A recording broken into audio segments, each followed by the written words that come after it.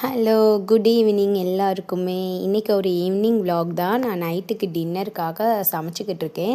நானும் என்னுடைய கணவரும் ஒரு கடந்த 10 நாட்களாக என்ன முடிவு பண்ணியிருக்கோன்னா, நைட் டின்னர் வந்து 8:00 சாப்பிட்டு முடிச்சிடணும் அப்படின்னு சொல்லி 2 பேருமே பேசி, அதுதான் வந்து உடம்புக்கு வந்து நல்லது. ஏன்னா வந்து எனக்கும் சரி அவருக்கும் சரி இந்த செரிமான ப்ராப்ளம் வந்து நிறையவே இருக்குது. ஏன்னா நாங்கள் சாப்பிட்றதுக்கு வந்து நைட்டு ஒரு 10 மணி 11 மணி ஆக்கும். சாப்பிட்டு ஒரு 10 நிமிஷத்தில் அப்படியே போய் தூங்குறோமா, அதனால ஏதாவது ஒரு ப்ராப்ளம் எங்களுக்கு வயிறு சம்மந்தப்பட்ட பகுதிகளில் ஏதாவது ஒரு பிரச்சனை எனக்காக இருந்தாலும் அவருக்காக இருந்தாலும் அது வந்துகிட்டே இருக்குது. சரி, இதுக்கு ஒரு சொல்யூஷன் நம்மளால் 6 மணிக்கு கரெக்டாக சாப்பிட முடியாது, பட் ஆனால் 8 மணிக்குள்ளே எப்படியாவது சாப்பிட்றலாம் அப்படின்னு சொல்லி ஒரு 10 டேஸாக இதை ஃபாலோ பண்ணிகிட்ருக்கோம். ஆல்சோ என்னோட ஹஸ்பண்ட் ரொம்ப சாப்பாடு கம்மி பண்ணிட்டார். ஆல்ரெடி இந்த மனுஷன் ஒல்லியாக தான் இருப்பார். இப்போ இன்னும் சாப்பாடு குறைஞ்சி இவர் ஒல்லியாக சின்ன பையமாக இருக்கார். நான் புசு புசு புசுன்னு எதுக்கு தான் எனக்கு வெயிட் ஏறுதுன்னே தெரியலை. இப்போ கூட நான் லாஸ்ட்டாக தைப்பூசம் ஒரு 21 டேஸ் வந்து ஈவினிங் 6:00 மேலே சாப்பிடாமல் ஃபாஸ்டிங் மாதிரி இருந்தேன். 21 டேஸில் நல்ல வெயிட் லாஸ் ஆச்சு. எனக்கு மேல் வயிறெல்லாம் பயங்கரமாக குறைஞ்சிருந்துச்சு. ட்ரெஸ் எல்லாம் பயங்கரமாக லூஸாக இருந்துச்சு. அந்த 21 டேஸ் முடிஞ்சு தைப்பூசம் முடிஞ்ச பின்னாடி நான்வெஜ் அது இதுன்னு கட்டுன்னு கட்டினேன்னா நல்ல வெயிட்டு ஏறின வெயிட்டு டபுள் மடங்காக இப்போ இறங்கின வெயிட்டு டபுள் மடங்காக இப்போ ஏறி போயிடுச்சு. இந்த நைட்டி கூட லூஸாக இருந்தது, இப்போ டைட் ஆயிடுச்சு. எனக்கு பயமாக இருக்குது, எப்படி குறைக்க போகிறேன்னு தெரியலை. ஏன்னா மிஞ்சி போனால் ஒரு 3 கிலோ ஏறி இருப்பேன்னு நினைக்கிறேன். அந்த அளவு தான் இருக்கணும்னு நான் கடவுள்கிட்ட வேண்டிக்கிறேன். பட் நான் திருப்பி கண்டிப்பாக ஸ்டார்ட் பண்ணணும்.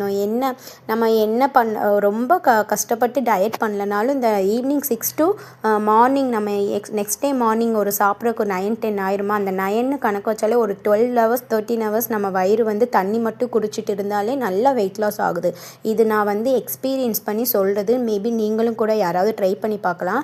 அதாவது நீங்கள் சாப்பிடாமலாம் இருக்கக்கூடாதுக்கா. ஈவினிங் 6 மணிக்கு முன்னாடி நல்லா ஏதாவது சாப்பிட்டுக்கோங்க. நல்லானா ஒரு 4 இட்லி இல்லை ஒரு 3 தோசை இல்லை சாதம்னா ஒரு இந்த அளவு சாதமோ அந்த அளவு நீங்கள் சாப்பிட்டுட்டு அதுக்கப்புறம் 6:00 ஆயிடுச்சா ஆன பின்னாடி நீங்கள் வெறும் தண்ணி மட்டும்தான் குடிச்சிக்கிறணும். டீயோ காஃபியோ எதுவுமே ஜூஸோ இப்போ ஃப்ரூட்ஸோ எதுவுமே சாப்பிடாம அப்புறம் என்னென்னா நீங்கள் கொஞ்சம் சீக்கிரம் தூங்கிடுங்க. ஒரு 9 மணிக்கெலாம் தூங்கிடுங்க. அப்போ 6 to 9 நம்மளுக்கு வந்து என்ன ஒன்றுனா நம்ம குழந்தைங்களுக்கு அவங்களுக்குலாம் சாப்பாடு ஊட்டுறப்ப நமக்கு டெம்ட் ஆகும், நமக்கு சாப்பிட்ணுன்னு தோணும். பட் நம்ம கண்ட்ரோலாக இருக்கணும்.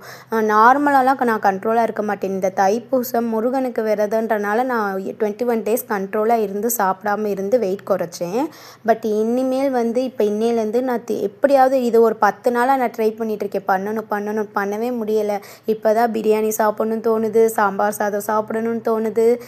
என்ன சொல்கிறது, இந்த சப்பாத்தி கூட நான் வந்து சாப்பிடக்கூடாது அப்படின்னு சொல்லிட்டு தான் பண்ணேன். பட் நான் வந்து ஒரு சப்பாத்தி ஒரு 4-5 வாய் சப்பாத்தி சாப்பிட்டேன். பூரி வந்து குட்டி பூரியாக தான் போட்டேன். அந்த குட்டி பூரி ஒரு பூரி கிட்ட சாப்பிட்டேன். என்ன சொல்கிறது, இந்த குழந்தைங்க பண்ணுற ப்ரெஷர்லேயே நமக்கு சாப்பிட்டா தான் ஒரு ரிலாக்ஸ் ஆகிற மாதிரி எனக்கு ஃபீல் ஆகுதா, அதனால் எப்படியாவது நான் சாப்பிட்றேன். ஸோ இன்றைக்கி வந்து சப்பாத்தி செய்யலான்னு சொல்லி சப்பாத்திக்கு தனியாக பூரிக்கு தனியாக வந்து மாவு பிசைஞ்சு வச்சேன். பூரிக்கு வந்து கொஞ்சம் கெட்டியாக இருக்கணும் மாவு, சப்பாத்திக்கு வந்து சாஃப்டாக இருக்கணும். சப்பாத்தி வந்து எனக்கும் ஹஸ்பண்டுக்கும், பூரி வந்து தம்பிங்க 2 பேருக்கும். பூரி ரொம்ப குட்டி குட்டியாக போட்டு நல்லா அழகாக புசு புசுன்னு வந்துச்சு. இன்னொன்று என்னென்னா கிரேவி வந்து செம்ம டேஸ்ட். மீல் மேக்கர் கிரேவி பண்ணியிருந்தேன். ஒன்றுமே பண்ணலை, ஜஸ்ட்டு சின்ன வெங்காயம் ஒரு 15 வெங்காயம், ஒரு 2 தக்காளி பழம், ஒரு சில்லு தேங்காய், அதாவது அரை மூடியில் காவாசி தேங்காய், கொஞ்சோண்டு சோம்பு, கொஞ்சோண்டு எள்ளு, இதை நல்லா ஃபைன் பேஸ்ட்டாக அரைச்சிட்டு எண்ணெய் ஊற்றி சோம்பு போட்டு அரைக்கும்போது ஒரு சின்னோண்டு பட்டை போட்டுக்கோங்க. அந்த பட்டை வந்து லைட்டாக ஒரு டேஸ்ட் கொடுக்கும். பட்டை மட்டும்தான் போடணும். ஸோ இதெல்லாம் போட்டு அரைச்சிட்டு வடச்சட்டி வச்சு எண்ணெய் ஊற்றி சோம்பு போட்டு கருவேப்பிலை போட்டுட்டு இந்த அரைச்ச விழுதை அதில் ஊற்றிட்டு கொஞ்சோண்டு இஞ்சி பூண்டு பேஸ்ட்டு போட்டிருக்கேன். போட்டுட்டு மிளகாய்த்தூள், குழம்பு மிளகாய்த்தூள் நான் யூஸ் பண்ணுற ஒரு குழம்பு மிளகாய்த்தூள் 1 ஸ்பூன், அதுக்கப்புறம் மல்லித்தூள் 1 ஸ்பூன், கொஞ்சோண்டு காஷ்மீரி சில்லி கலருக்காண்டி அது கொஞ்சோண்டு போட்டு நல்லா கொதித்த பின்னாடி மீல் மேக்கர் ஆல்ரெடி நம்ம சுடுதண்ணியில் வேக வச்சு வடிகட்டி வச்சுருப்போம்ல, அந்த மீல் மேக்கரை உள்ளே கொட்டிட்டு நல்லா ஓரளவுக்கு கிரேவி பதத்துக்கு வந்தோடனே இறக்கிடணும். லாஸ்ட்டாக நான் வந்து இந்த கஸ்தூரி மேத்தின்னு சொல்லுவாங்கள்ல அது வந்து தூவிக்கிட்டேன். டேஸ்ட்டு சூப்பராக இருந்துச்சு. எப்போவுமே நம்ம இப்படி எனக்கு நேனு செய்கிறது தான் டேஸ்ட்டாக வரும். நம்ம பார்த்து பார்த்து செஞ்சால் டேஸ்ட்டாகவே வராது. ஸோ மீல் மேக்கர் கிரேவி வச்சு சப்பாத்தி, பூரி எல்லாமே சாப்பிட்டோம். நான் சாப்பிடவே கூடாதுன்னு நினச்சேன். பட் வந்து நல்லா இருக்கா, எப்படி சாப்பிடாம இருக்க முடியும்னு சொல்லி கொஞ்சோண்டு சாப்பிட்டுக்கிட்டேன். பட் இந்த கொஞ்சோன்றதோடு நிறுத்திக்கிட்டா ஓகே. நம்ம நிறையா சாப்பிட்டா தான் வெயிட் எனக்கு தெரிஞ்ச அதிகமாகுது. இன்னொரு வந்து இந்த வெயிட் கெயின் எப்படி ஆகுதுன்னா, ஒரு பர்டிகுலர் பிளேஸ் மட்டும்தான் வெயிட் போடுது. இப்போ எனக்கு வந்து என்னோடய வயிறு, அப்புறம் என்னோடய இடுப்பில் இந்த மாதிரி இடத்துல தான் வந்து வெயிட் போடுது. அது ரொம்ப அசிங்கமாக இருக்குது, சொல்லவே முடியல. அவ்வளோ உடம்பு வந்து அசிங்கமாக தான் இருக்குது. என்ன பண்ண, எப்படியாவது கஷ்டப்பட்டு வெயிட்டை குறைக்கணும். பட் எனக்கு ஸ்ட்ரெஸ்ஸு வந்து அதிகம். என்னோடய சின்ன பையன் வந்து அவ்வளோ சேட்டை பண்ணுவான். நீங்கள் நேரில் வந்து பார்த்தா தெரியும். அவங்க அப்பா அண்ணா இருந்தால் என்னை தொந்தரவு பண்ண மாட்டான். அவங்க இல்லாமல் இந்த ஒன் டே ஃபுல்லாக என்கிட்ட இருக்கிறப்போ ரொம்ப சேட்டை, தூங்கவே மாட்டான். அவன் பண்ணுற சேட்டையை கொஞ்சவும் தோணும், திட்டவும் தோணும். அதுவே ஒரு பெரிய இது. யாருமே பார்த்துக்க வந்து ஆள் இல்லையா, சப்போர்ட்டுக்கு யாரும் இல்லையா, நம்மளே அந்த எல்லாத்தையுமே மெயின்டைன் பண்ணுறனால ரொம்ப கஷ்டமாக இருக்கும். ஸோ என்னோடய ஸ்ட்ரெஸ்ஸை வந்து ரிலீஸ் பண்ணுறதுக்காண்டி தான் இந்த சேனலே கூட நான் ஸ்டார்ட் பண்ணேன். அப்புறம் இன்னொன்று என்னென்னா, சீக்கிரமே நான் வந்து 1000 சப்ஸ்கிரைபர்ஸை கண்டிப்பாக ரீச் பண்ணுவேன். என்னோடய வீடியோஸ் யாரெல்லாம் பார்க்குறீங்களோ, யாரெல்லாம் கண்டினியூவாக பார்க்குறீங்களோ, உங்களோட ஃப்ரெண்ட்ஸுக்கு, உங்களுக்கு பிடிச்சவங்களுக்கெல்லாம் ஷேர் பண்ணி கண்டிப்பாக எனக்கு சப்ஸ்கிரைப் பண்ண சொல்லுங்கள். என்னோடய பேர் அபின்னு உங்களுக்கு தெரியுமா தெரில, நான் அபி. என்னோடய ஃபுல் நேம் வந்து அபிராமி. என்னோடய ஹஸ்பண்ட் பேர் வந்து ராஜேஷ்குமார். ஸோ நான் அவரை வந்து ஆர்கேன்னு தான் கூப்பிடுவேன். எனக்கு பழக்கமானதுலேருந்து இப்போ வரைக்கும் ஆர்கேன்னு தான் கூப்பிடுவேன்.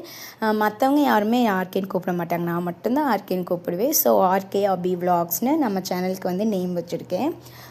பார்ப்போம், சீக்கிரமே கண்டிப்பாக எனக்கு என்னமோ உள்ளே தோணிகிட்டே இருக்குது, நம்ம கண்டிப்பாக ரீச் ஆவோம், நம்ம கண்டிப்பாக ஒரு நிலைக்கு போவோம், இதுலேருந்து நான் கண்டிப்பாக ஏர்ன் பண்ணுவேன் அப்படின்ற ஒரு பெரிய நப்பாசையோடு ஆரம்பித்த சேனல் தான் இது. ஸோ எல்லாருமே கண்டிப்பாக எனக்கு சப்போர்ட் பண்ணுங்கள். என்னோடய வீடியோஸை வந்து ரெகுலராக வாட்ச் பண்ணுங்கள். நான் நிறையா குட் திங்ஸும் நான் சொல்லுவேன், நிறையா சேவிங்ஸ் பற்றி பேசுவேன், நிறையா மோட்டிவேட் பண்ணுவேன். நான் என்னோடய ஃப்ரெண்ட்ஸுக்கிட்டே கொஞ்சம் கூட நான் வந்து நெகட்டிவாக பேச மாட்டேன். எவ்வளவு என்கிட்ட ஃபோன் பண்ணி அவங்களோட கஷ்டத்தை சொல்கிறாங்கன்னா, அட் த எண்ட் ஆஃப் அந்த கால் வந்து அவங்க வந்து நல்லா சிரிச்சுக்கிட்டே நிம்மதியாக ஃபோனை கட் பண்ணுவாங்க. அந்த மாதிரி நான் பேசுவேன். இது ஏன் நான் கற்றுக்கிட்டேன்னா, என்கிட்ட யாருமே அப்படி பேச மாட்டாங்க. யாருமே அப்படி நான் ஒரு கஷ்டம் நான் சொன்னால் மேற்கொண்டு என்னை பயமுற்றி என்னை அழதா வைப்பாங்களே தவிர்த்து, இல்லை அபி இப்படி ஆகாது, நீ பயப்படாத அப்படின்னு சொல்கிறதுக்கு யாருமே இல்லை இப்போ வரைக்கும்.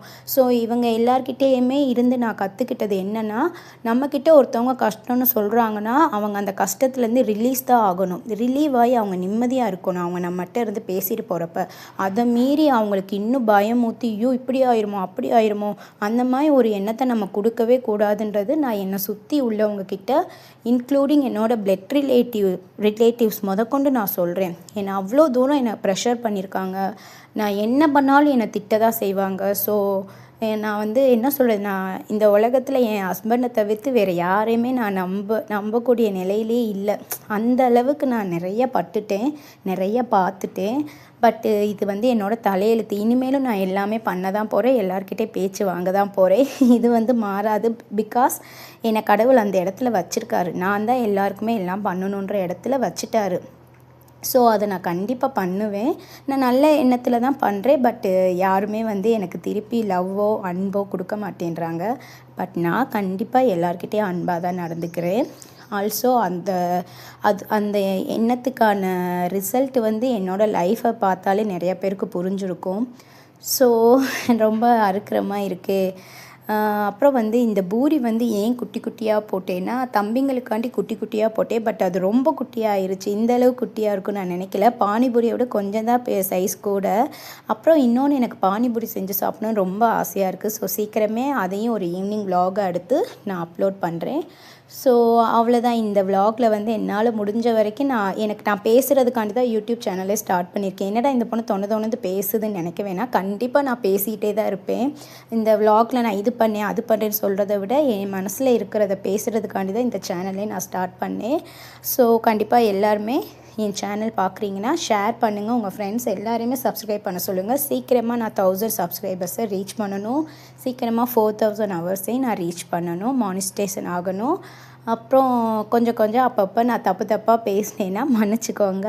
அவ்வளோதான். Thank you so much. என்னோடய வீடியோ பார்க்குறவங்களுக்கு எல்லாருமே நல்லா இருக்கணும் நான் கடவுள்கிட்ட வேண்டிக்கிறேன். இவர் என்னோட கணவர் கடைசியாக சாப்பிட்டு நல்லா இருக்குன்னு சொன்னார். அதை தான் இதில் ஆட் பண்ணியிருக்கேன். ஆல்சோ லவ் யூ சொல்கிறாரு. ஸோ உங்கள் எல்லாருக்குமே லவ் யூ. அப்புறம் தேங்க்யூ ஆல். நெக்ஸ்ட் வீடியோவில் பார்க்கலாம்.